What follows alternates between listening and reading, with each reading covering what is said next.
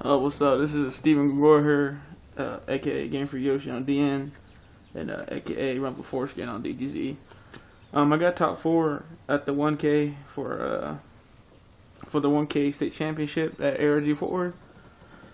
I play Qliphort. I mean, like, nothing. I just play regular Qliphorts, no like trapless or anything like that. Start off with 3 scout. It's gonna be like in real order, so actually let me just fix it. 2 trampolinks, 1 monolith, 2 helix, 3 carrier, 1 shell, 1 stealth, 2 disc, 3 scarecrow, 3 maxi, 2 duality, 3 summoner art, 3 sacrifice, 3 MST, 1 snatch steel, 1 book of moon, 1 rageki, 1 compulse, 2 vanities, 2 shit transitions. Yeah, I'll just explain all the card choices. Not like all of them, but the ones that part wondering about. I'll go with the monsters first. I only play 2 trampolinks because I didn't play like a very fast build, I guess. Like, to where I would want to see trampolinks, but I wouldn't always want to see them. In the main event, I played a towers or sack deck. I mean, towers or scoop deck, and like, yeah, I played 3, and I'll talk about that later though.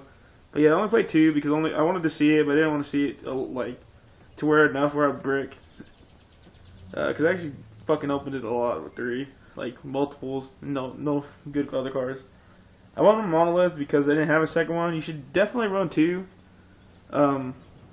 There's so many times in the mirror where the lethal damage came up, where like the 28, 24, 24 came up so much. But like I didn't want to spend any money on finishing my deck, so I was like, fuck it, whatever. 2 helix because I just prefer. I like bouncing monsters more than I like destroying spells. But like you can run 3/3, like it don't really matter. I guess just preference. Yeah, so I run that. The reason why I only run stealth because in the main event I played 2 and I never used it at all. I think it's because I didn't play Stormforth in the side deck or in my main, and then like in the main event, like if I could drop stealth, it would usually mean I could drop tower, so like whatever. And I didn't play it in this one because I'm not playing like any remotely close build to make it it's like really fast. But I played 1 shell. I took out the second stealth for shell because a lot of people were starting on drama trio for Qliphorts in the mirror. I mean not in the mirror, in the main event. And I just put Shell in because he's the best one to tribute summon while there's 3 Eldrama tokens on your field. Because like no other tribute monster do anything while the tokens are on the field except for Shell. He's the most relevant one. I ran 2 disc because you're always gonna resolve one, and the second one comes up quite a bit to resolve a second one. And there's multiple situations where you open up awkward hands, and like you need to just normal summon disc. It happens. So yeah, I don't run 2. Like you run 3. Like it don't really matter. 3 scarecrow and 3 maxi for just BA. Just like every deck except for against the mirror. I run a lot of like scarecrow was my MVP of the deck. So many people took maxi challenges and ran into scarecrow, especially in the main event. Like absolutely destroyed BA because of it. And it was actually scarecrow and maxi absolutely fucking destroys Satellar Knights. Like, I was actually surprised because like they would never ever game me, and there's a lot of times the same with BA. Like they had to take them. Like obviously Satellar Knights can't even LTK you, but sometimes they had to make you draw multiple cards to even do anything. But Burning Abyss, there's a lot of times where they had to take the maxi challenge or they lose next turn anyways, and they just get crowed. 2 duality just for consistency. I didn't run in the main event. Yeah, there's really not much there. I ran in the main event. I didn't run in the main event because I was playing a Towers of Sack deck, and I'll get it back into that. Ended up putting Book and Compulse in because in the main event, a lot of people played Dark Law, BAs, Dark Law Shaddolls, Dark Law everything. Like there's so many. I played like 5 decks of it. And I lost 5 games because of it. Like I lost the game 1 every time because of it. But and shit transition. I knew it was like the worst card ever invented in Yu-Gi-Oh history for Qliphort, but I still ran it anyways because I didn't have anything else. I don't know why I ran it. I have been saying that it's been fucking horrible forever, and it definitely is horrible. I cited it out every game. It never did anything. The times that I did use it, there's a fucking dark law on the field, so like yeah, whatever. Like the whole thing of like you drawing 2, but you're giving up 2 resources. Like you're giving up board presence, and you're drawing 2 random cards that are unknown, and you may get pluses off of the tribute monster, but if it's not like a stealth, I mean if it's not like a carrier or a helix, then you're not. So whatever. And the fact that you have to set it and then drawing it mid game just horrible. It's just a fucking bad card. I'm like I don't even know how to play. I'm so stupid. Like I should have just bit the bullet and played some other cards. I don't know.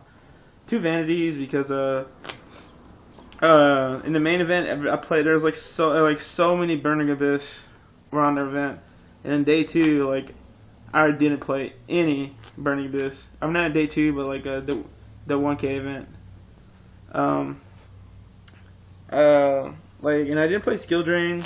I didn't play any Skill Drain because it was only good against Shaddoll's and Satella Knights, and I thought I already had a good matchup. Like against Shaddoll's, the fact that I don't put extra deck monsters on board already made my matchup like really fucking strong against Shaddoll's, and the fact that the monsters that I do summon, that I tribute summon or whatever, they're gonna always be bigger than theirs, and they will never game me because that's Scarecrow.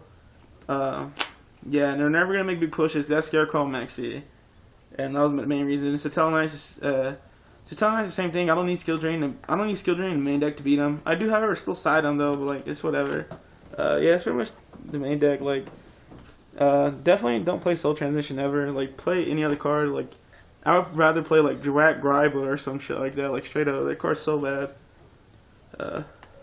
For the side deck, I played 3 Shadow Arrows for the mirror, 3 Mirror Forces for the mirror, 2 Dark Holes for Dark Law, 2 Hidden Armories for the mirror and Shaddoll's, Skill Drains for Satella Knights and Shaddoll's, Baldness for the mirror and like Dark Law, and I guess Shaddoll's a little bit.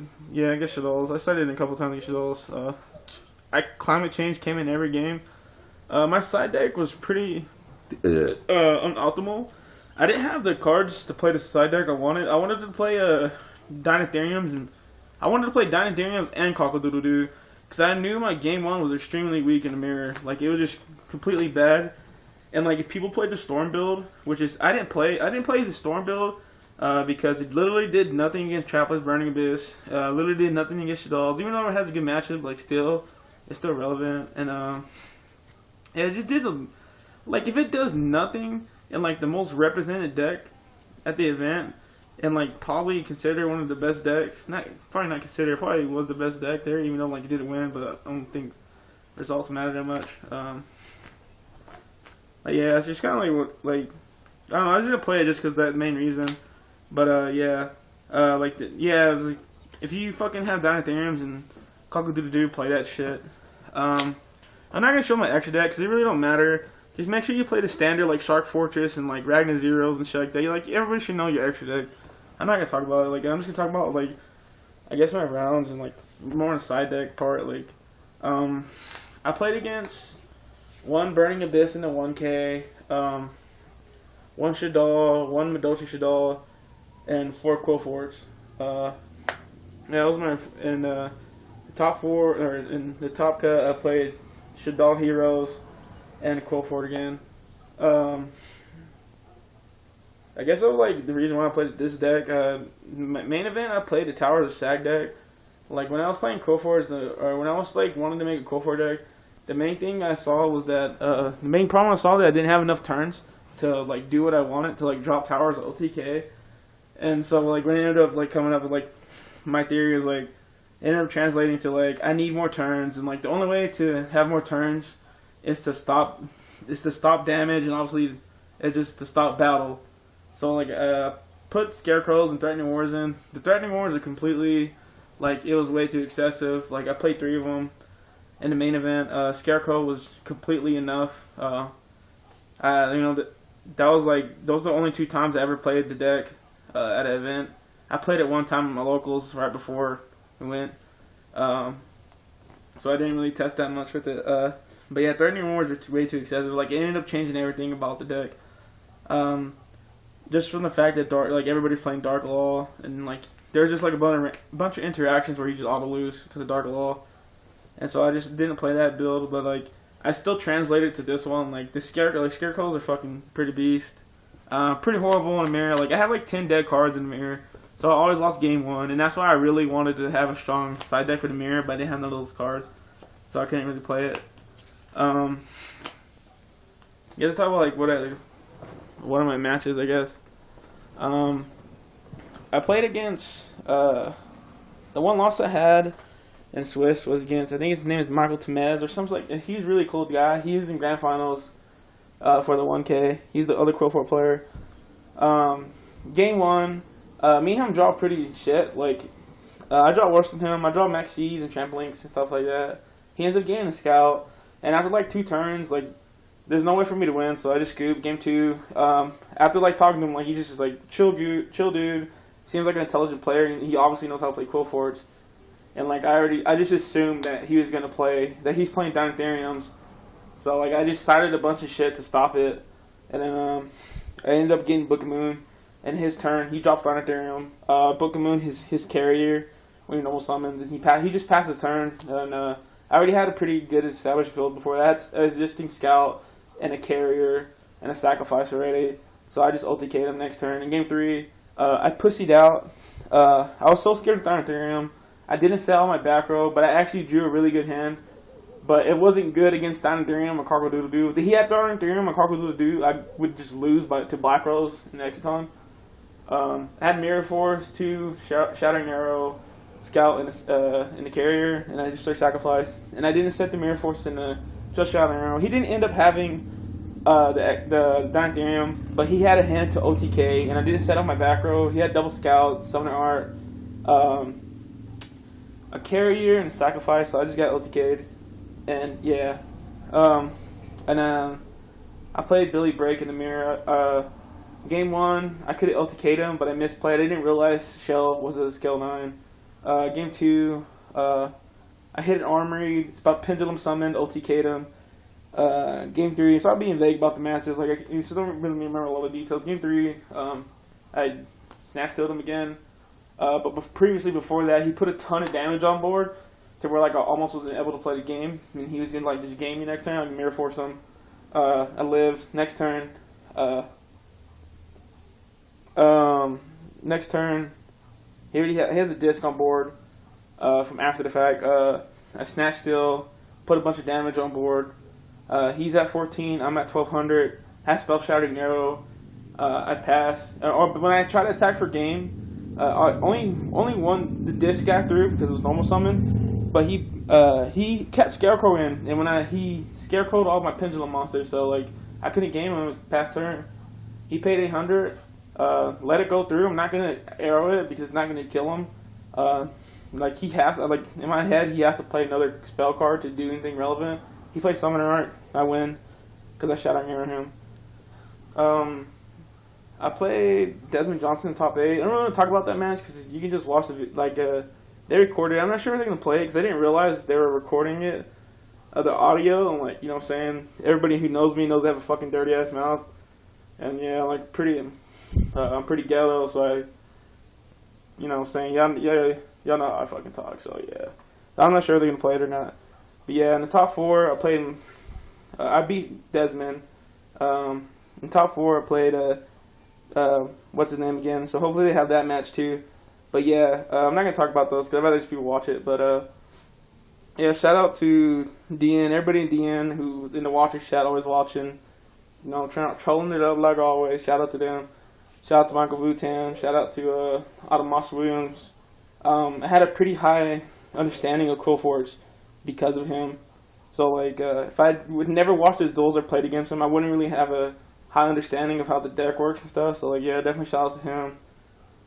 Shout out to DGZ. You know, best forums. You know, if you want to learn some stuff, they have pretty good posts. So some like, there's a little bit of shit posting, but whatever. It's like infinitely more better than every other forum. But like, yeah, shout out to them. Like, other than that, you know what I'm saying, just holler at me at an event. But peace out though.